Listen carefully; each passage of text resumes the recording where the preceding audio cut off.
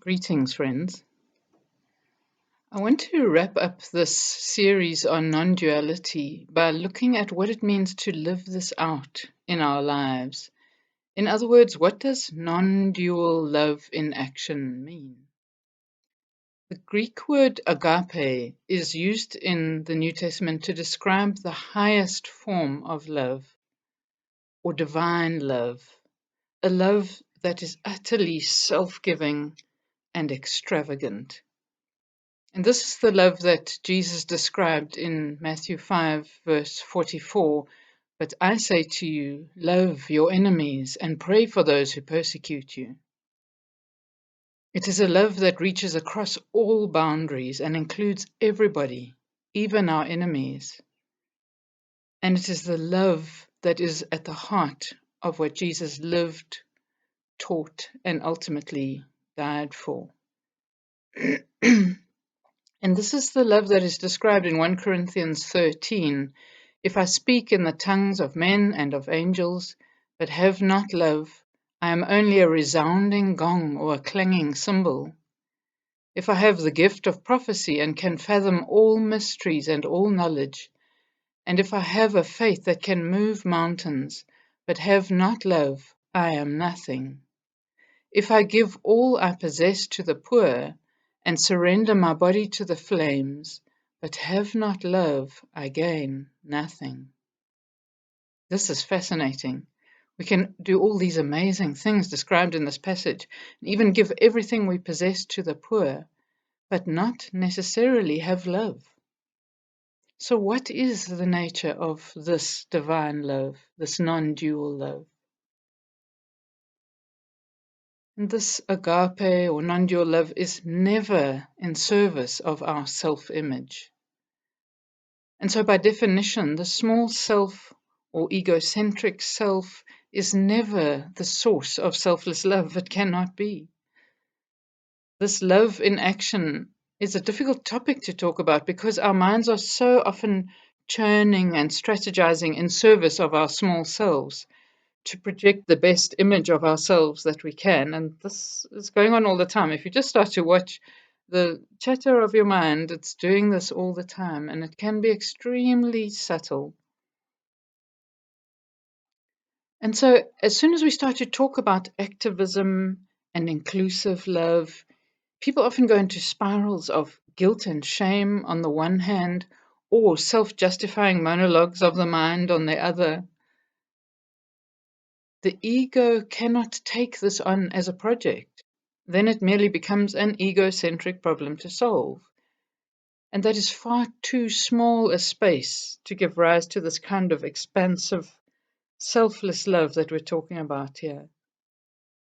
Rather, non dual love is precisely about recognizing and gently surrendering all of the self serving mind chatter.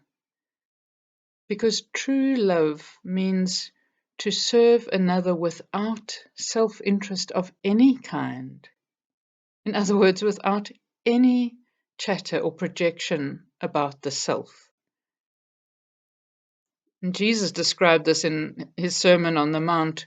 When you give to the needy, do not let your left hand know what your right hand is doing, so that your giving may be in secret.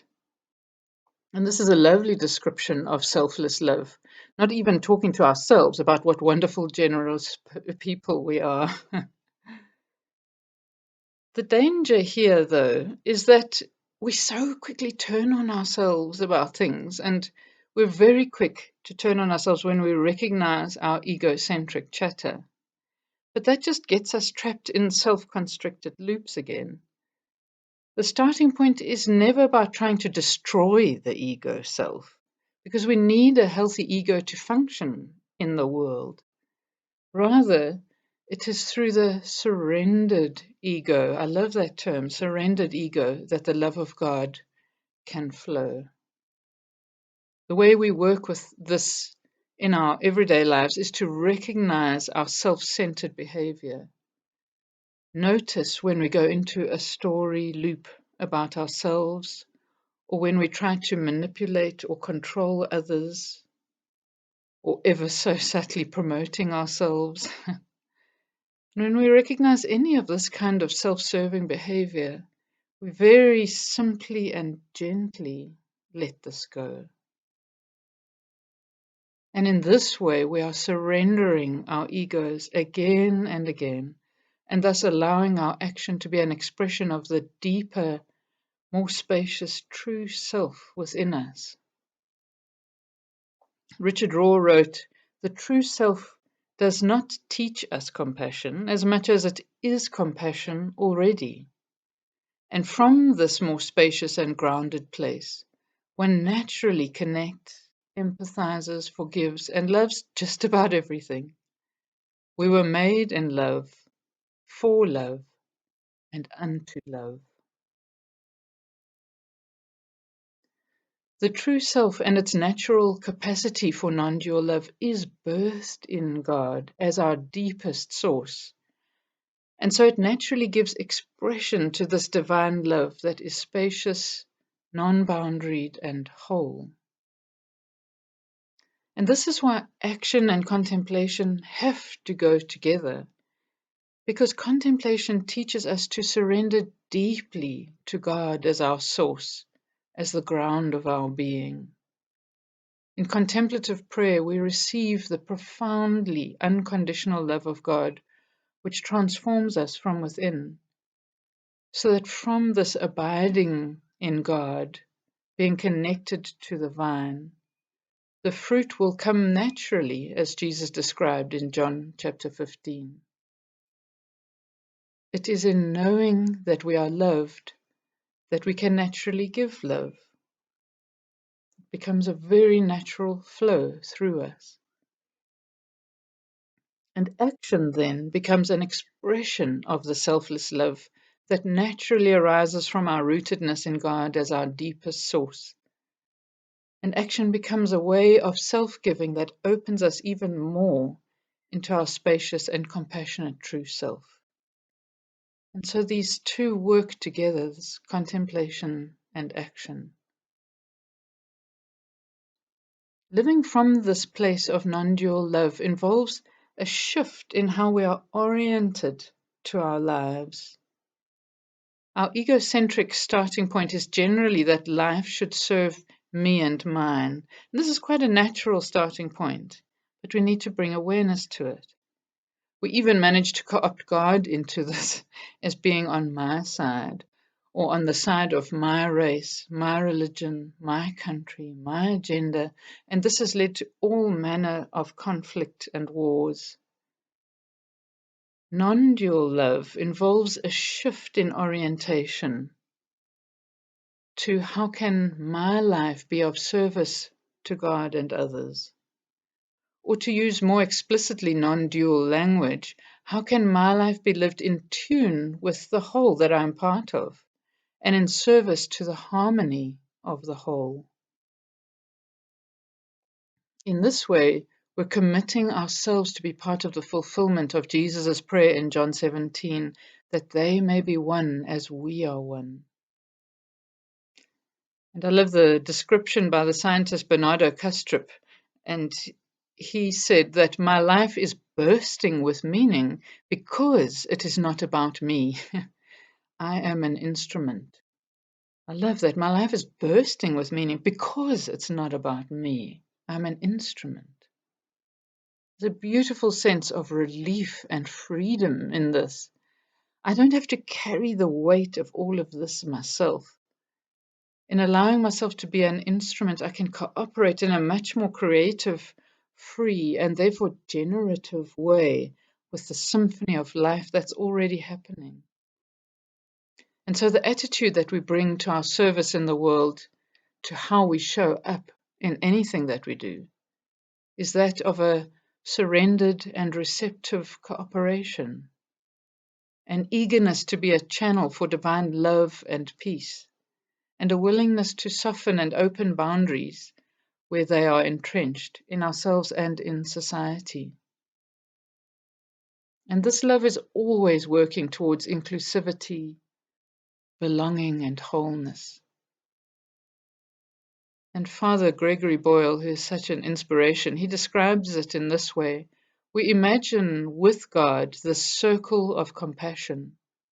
Then we imagine no one standing outside of that circle, moving ourselves closer to the margins so that the margins themselves will be erased. We stand there with those whose dignity has been denied. We locate ourselves with the poor and the powerless and the voiceless. At the edges, we join the easily despised and the readily left out. We stand with the demonized so that the demonizing will stop. We situate ourselves right next to the disposable so that the day will come when we stop throwing people away. And this wholeness that we're talking about also has to include the environment, the beautiful, deeply wounded natural world that we live in. And Bede Griffiths was a fascinating Benedictine monk who started an ashram in India, and he developed Christian non-dual teaching in his work on interspiritual dialogue. And he talked about eco-human well-being. It's a really interesting term, eco-human well-being. And he wrote, we have to learn to see ourselves as part of the physical organism of the universe. We need to develop the sense of the cosmic whole and of a way of relating to the world around us as a living being which sustains and nourishes us and for which we have responsibility. This will give rise to a new understanding of our environment and will put an end to this age of the exploitation of nature. The world and the planet are desperately crying out for this kind of non-dual love and an end to the exploitation of one another and of nature. Imagine if we could discover experientially what selfless love truly means and live from this place of inner radiance.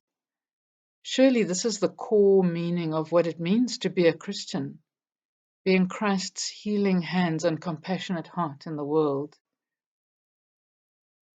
And so I'll end with a description of this by Luke Healy from the Integral Christian Network. And he wrote, the heart of Christianity is the heart of love. The heart of Jesus is love. Deep down in the center of our hearts is the radiant core of love and bliss which emanates out to the world, to our neighbors. This is the center to which Christianity must return, and the core out of which will evolve new communities and further expressions for a changing world.